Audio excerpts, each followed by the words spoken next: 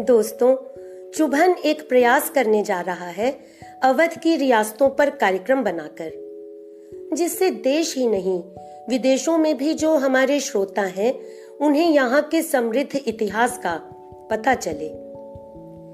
इस कड़ी में सबसे पहले जिस रियासत के बारे में हम आपको बताएंगे वो है अमेठी जिले की तिलोई रियासत। ये सैकड़ों साल पुरानी कनपुरिया ठाकुरों की रियासत है। यहाँ की सांस्कृतिक साहित्यिक विरासत की अगर बात करूं तो मलिक मोहम्मद जायसी की सरजमी के अंतर्गत तिलोई रियासत आती है और देश के स्वतंत्र होने के बाद राजनीतिक क्षेत्र में इस राज परिवार का बहुत योगदान रहा। मलिक मोहम्मद जायसी तो विश्व प्रसिद्ध सूफी कवि हैं ही, उसके अलावा जायस को गुरु गोरखनाथ जी की तपोभूमि के रूप में भी माना जा रहा है। हमारे चुभन चैनल के साथ देश विदेश के बहुत से विद्वान जुड़े हुए हैं। उन सबको साथ लेकर हम एक मुहिम चलाना चाहते हैं जिससे ये सारी बातें आने वाली पीढ़ियों तक जाएं। तिलोई रियासत और यहाँ की जायस नामक जगह से ज्यादा समृद्ध इतिहास, सांस्कृतिक और साहित्यिक माहौल बनाने के लिए हो ही नहीं सकता। और तिलोई के राजा और उत्तर प्रदेश सरकार में राज्य मंत्री माननीय मयंकेश्वर शरण सिंह जी ने चुभन के साथ अपने इंटरव्यू में कुछ दिन पहले यही बात कही कि आप सब विद्वान यहाँ आएं और इन स्थानों का भ्रमण करें, दर्शन करें और आगे आने वाली पीढ़ियों के लिए मार्ग प्रशस्त करें। चुभन चैनल में आपका सबका हार्दिक स्वागत, अभिनंदन है। आइए हम आपको सीधे सीधे लिए चलते हैं रायबरेली की मशहूर स्टेट तिलोई, जहाँ के महाराजा मयंकेश्वर शरण सिंह जी इस समय मंत्री भी हैं और हमारे साथ हैं मशहूर सोशलिस्ट नेता खलीक अहमद उर्फ लाल टोपी जी, जिन्हें रायबरेली ज़िले का बच्चा बच्चा लाल टोपी के रूप में जानता है। मैं इनके राजनीतिक इतिहास पर नहीं जाऊंगी, इसके अलावा मैं इनकी तस्वीर का एक और अलग रुख देख रही हूँ। अगर इनकी याददाश्त के बारे में बात की जाए तो एक कंप्यूटर जैसी मेमोरी इनके अंदर है। जिंदगी का कोई भी ऐसा क्षेत्र नहीं है, चाहे राजनीतिक चाहे सांस्कृतिक, रायबरेली के हर इतिहास में कहीं ना कहीं ये मौजूद रहे हैं। देश की तमाम और उन्होंने जुड़े रहे, तमाम रियासतों के से जुड़े रहे और तमाम रियासतों के इतिहास को अपने सीने में सजोए रखे हुए हैं। कुछ से मिले, कुछ के इतिहास को जाना। तो आज रायबरेली से खलीक अहमद उर्फ लाल टोपी जी भी यहाँ आ गए हैं। और कारण क्या है कि जब चुभन चैनल को भावना जी ने संचालित किया तो मैं भावना जी के बारे में यही कहूँगी कि ये अकेली ही चली थी जानिबे मंजिल, मगर ये अकेली ही चली थी जानिबे मंजिल मगर लोग साथ आते गए और कारवा बनता गया। और ये इसका प्रमाण है कि रायबरेली से चलकर रायबरेली की रियासतों को आप तक पहुंचाने का कार्य हमारे लाल टोपी जी करेंगे। तो आइए सीधा सीधा हम इन्हीं से मेरे ख्याल से जितना ज्ञान इनको है इन रियासतों का उतना किसी को भी नहीं हो सकता, तो इसीलिए इनसे ही हम लोग जानकारी लेंगे। बताएं सर, अब आप हमको तिलोई के इतिहास के बारे में। तिलोई सैकड़ों साल पुरानी रियासत है, कनपुरिया ठाकुरों की रियासत है।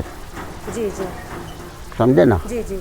और हमारे सन 1962 में राजा पशुपतनाथ शरण सिंह तिलोई के जी राजा थे। 1962 में विधायक बने थे निर्दलीय। जी जी।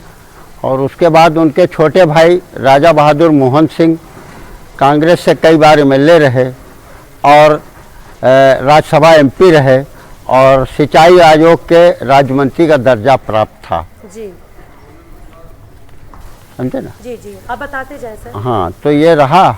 और ये शुरू से ये मलिक मोहम्मद जायसी की सरजमी के अंतर्गत ये तिलोई रियासत आती है।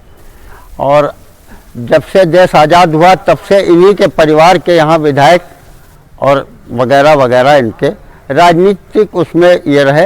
अब मौजूदा में वर्तमान राजा मयंकेश्वर शरण सिंह 4 बार से विधायक रहे इस तिलोई से। अब राज्य मंत्री स्वास्थ्य के हैं। जी जी, आगे बढ़। तो और सर हमें बताएं यहाँ के इस महल के। यहाँ इस महल की विशेषता है कि रायबरेली जनपद में तमाम सी रियासतें हैं कि मगर इनकी तिलोई राजमहल में 7 आंगन हैं जी, वो किसी रियासतों में नहीं। अच्छा सर, हम तिलोई मतलब हम राजघरानों पर, अवध प्रांत के राजघरानों पर कार्यक्रमों की श्रृंखला शुरू कर रहे हैं। जी जी। तो उसकी शुरुआत जो कर रहे हैं हम तिलोई स्टेट से कर जी, रहे हैं। जी। उसका कारण यह है कि तिलोई स्टेट में ही हमारे गोरखनाथ जी का मठ बन रहा है। हाँ। जो कि कहा जा रहा है कि गुरु गोरखनाथ जी का जन्म स्थल भी जायस, वहीं जायस, है ना, जायस। जायस। और जायस जो है वो तिलोई में ही आती है, तिलोई तहसील के अंदर जायस है ना, मतलब इसी रियासत में ही जायस है। हाँ। और यहीं पर मलिक मोहम्मद जायस जायसी विश्व का। प्रसिद्ध सूफी कवि, उनकी भी जी, जी। ये धर्म स्थान है या जन्म स्थान है, जो भी ये सब भी किंवदंतियां साहित्यिक हैं। स्थान, हाँ, ये साहित्यिक। सब हमारे लिए शोध के विषय है। तो जी। इस पर हम पूरे देश और विदेश के स्कॉलर्स को जोड़कर एक हम मुहिम चलाना चाहते हैं कि जिससे इन रियासतों का इतिहास और ये सारी चीज़ें आगे आएँ। तो इसके लिए सर हमने शुरुआत जो है वो यहीं से की है, तिलोई से। तो हमको तिलोई के इतिहास के बारे में, आप गोरखनाथ जी के बारे में और इसके बारे में और बताएं। तिलोई के बारे में तो जो मैंने आप बताया कि लेट राजा मतलब हमारे पशुपत नाथ शरण सिंह विधायक रहे, निर्दलीय रहे। जी, जी। उसके बाद राजा बहादुर मोहन सिंह कई बार विधायक रहे, मंत्री रहे, राज्यसभा MP रहे और सिंचाई आयोग के राज्य मंत्री दर्जा प्राप्त अध्यक्ष तो भी रहे। आप जो कह रहे हैं 7 आंगन ऐसा कहीं तो उन नहीं है? 7 आंगनों का हम आपको निरीक्षण करा सकते जी हैं। सर, हम देख सकते हैं। चलिए आइए निरीक्षण करिए मेरे आइए साथ। शबिस्ता जी।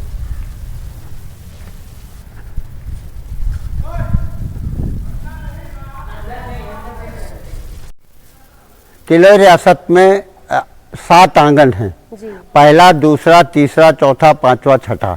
जी। और उसके बगल में बहुत बड़ा लॉन है 5-6 बीघे का। उसके बगल में बहुत बड़ा तालाब है। ये इस रियासत की विशेषता का रूप है।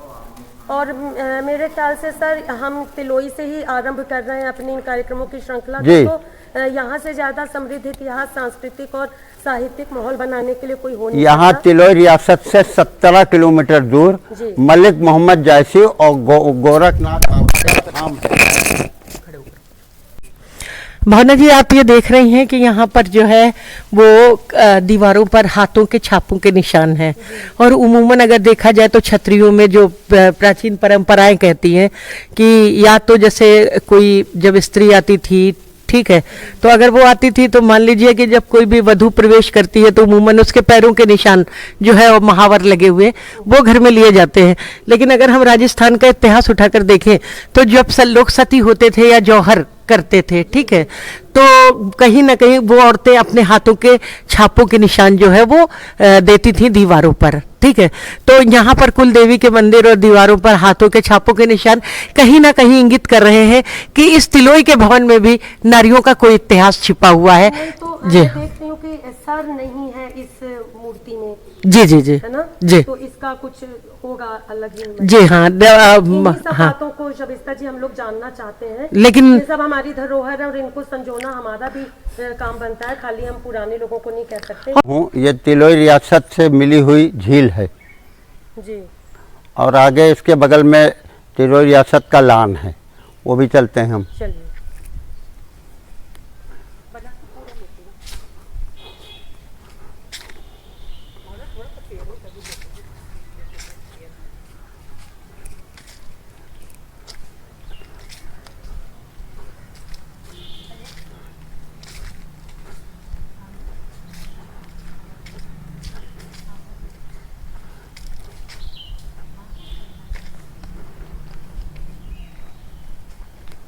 काफी जीर्ण शीर्ण हालत में है सर यहाँ का। अब पुरानी देखे 100-150 साल पुरानी कोई भी इमारत होगी जी जी। तो उसका तो यही होल होगा। अब इसको चाहिए, राजा की निजी संपत्ति है इसलिए सरकार कोई वो कर नहीं सकती, इधर कर लीजिए। जी जी। ये झील से रियासत के लोगों का झील का जाने का रास्ता है। अच्छा।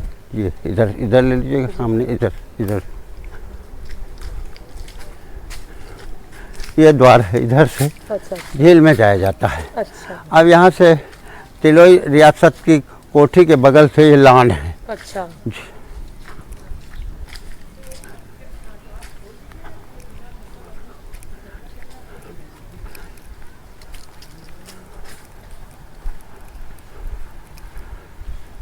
ये लॉन है। ये लान है। जी जी।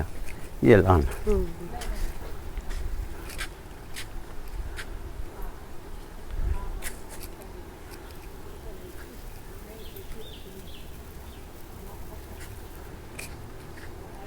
कितना बड़ा लान है, जी जी 5-6 बीघे का है बिल्कुल और बगल में झील है। जी मगर इसका रख रखाव, अब इसमें मैरिज लान वगैरह चाहे राजा अच्छा डेवलप कर सकते हैं इसको। 3 स्टार में, 5 स्टार नहीं मगर हो जाएगा। बहुत सारे लोगों को रोजगार मिले हाँ उससे। मगर सवाल ये है और यहाँ पर कॉन्फ्रेंसेस अब यहाँ बिल्कुल हो सकती है। अच्छा बगल में के लिए नए द्वार खुलेंगे बगल सर से यहाँ थोड़ी दूर पे यहाँ जगदीशपुर है, बगल में जायस है, जी, सब 20 किलोमीटर के अंदर है। पर। आप लोग यहाँ के स्थानीय लोग जी, रहने वाले, जी। कब से मतलब आप लोग जन्म से यही हैं? यहाँ हम 50 साल से जानता हूँ अच्छा अच्छा जी।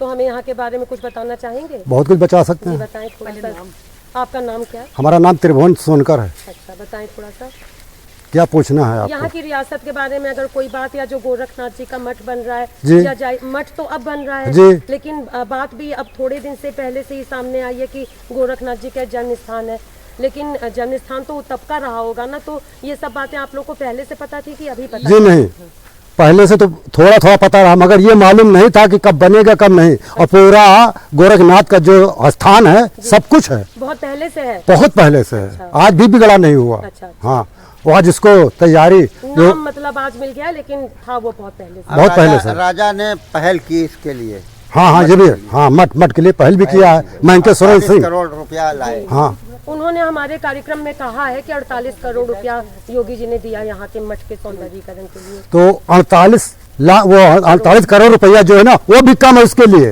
इतना बड़ा हुआ है। आएगा बजट अभी। हाँ, बहुत बड़ा हुआ। से जायस कस्बे की सैकड़ों साल पुराना मलिक मोहम्मद जायसी के नाम से जाना जाता, पर वहाँ पर गोरखनाथ बाबा धाम का भी स्थल है। तो गोरखनाथ धाम का जो स्थल बन रहा, मठ बन रहा है सर, और जो जायसी उसका प्रयास माननीय मैंकेश्वर सिंह तिलोई विधायक, राज्य मंत्री, उत्तर प्रदेश सरकार स्वास्थ्य के प्रयास कर रहे हैं कि वहाँ बहुत बड़ा मठ का पुनः निर्माण किया जाए सरकार द्वारा। तो कितनी दूरी है यहाँ से गोरखनाथ जी की? 17 किलोमीटर तिलोई रियासत से मलिक मोहम्मद जायसी कस्बे की दूरी। अच्छा, और जो गोरखनाथ जी का मठ बन रहा है वो भी वहीं पर है? वो भी वहीं पर जायस कस्बे में ही है और 9 गजी कबर के नाम से जाना जाता है। 9 गज लंबी कबर है जायस में। जी हाँ, तो इसका मतलब बहुत ही समृद्ध इतिहास है। मलिक मोहम्मद जायसी ने पद्मावत लिखी थी हिंदी में, जी उसके नाम से पूरे विश्व में प्रसिद्ध है। जी जी। और हमारे साथ सविता ब्रजेश जी हैं, वो भी जायस के निवासी हैं कस्बे की। जन्म इनका वहीं जायस कस्बे में हुआ था। जानी मानी कवि और रायबरेली जिले की सबसे बड़ी पुरानी नगर पालिका है। जी जी हाँ, यह जायस की विशेषता है। जी। तो अब हम लोग जायस ही चलें सर, इसके जी, बाद जी, है ना? जी, जी, और जी। जायस में गोरखनाथ जी का और मलिक मोहम्मद जायसी का, हाँ। दोनों जगह हम वहाँ पर जी, जाकर जी, जी, जी, उनके जी, इतिहास के जी, बारे में जी। आपसे जानेंगे। इधर कर लेंगे। जी।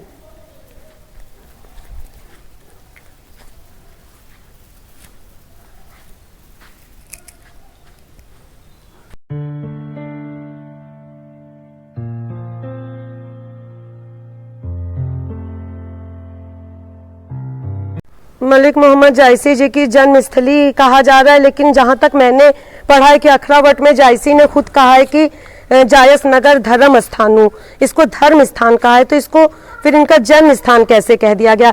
यही सब मुझे लगता है शबिस्ता जी शोध के विषय हैं, किंवदंतियां हैं जिनके आधार पर कहा जाता है। मैंने जहां तक पढ़ा है उसमें ये बात है कि प्रतापगढ़ इनका जन्म स्थान था। जी देखिए, आप अगर लीजिए तो किसी को भी तो ये नहीं पता होगा कि कौन सा महापुरुष कब पैदा हुआ। जी। जो कुछ हम लोगों ने जाना वो किंवदंतियों से जाना, ठीक बिल्कुल है? बिल्कुल। और ये तो सच ही है कि जायसी जी का बचपन यहीं बीता, मलिक मोहम्मद जायसी में।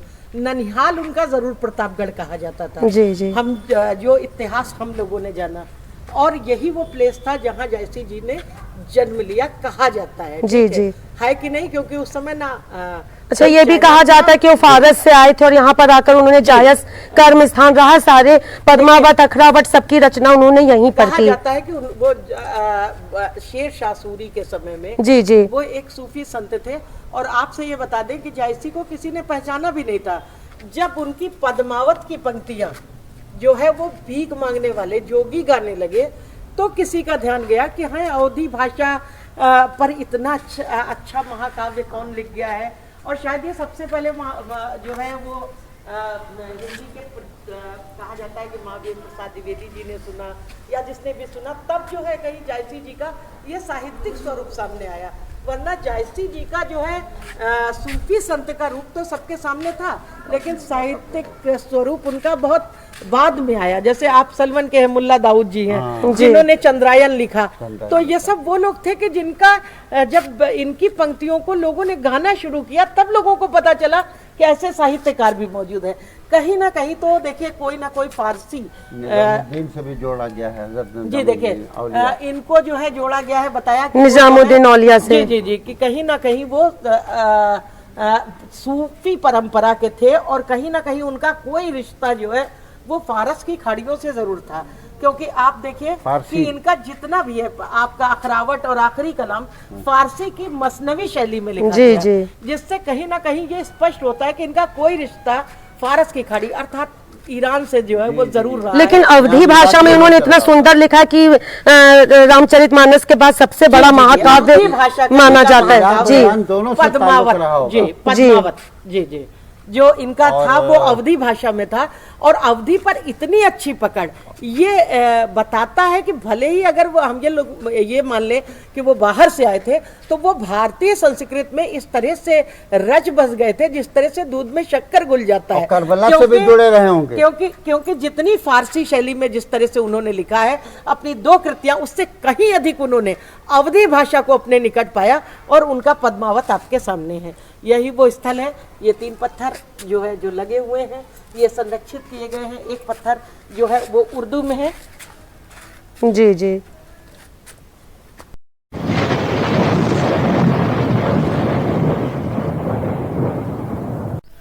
यहीं पर गोरखनाथ जी का मंदिर बन रहा है, मठ। जी जी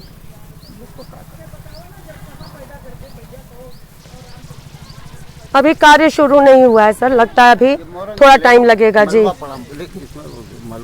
जी जी मोरंग वगैरह सब आ गई है और यहीं पे बन रहा है। ओफो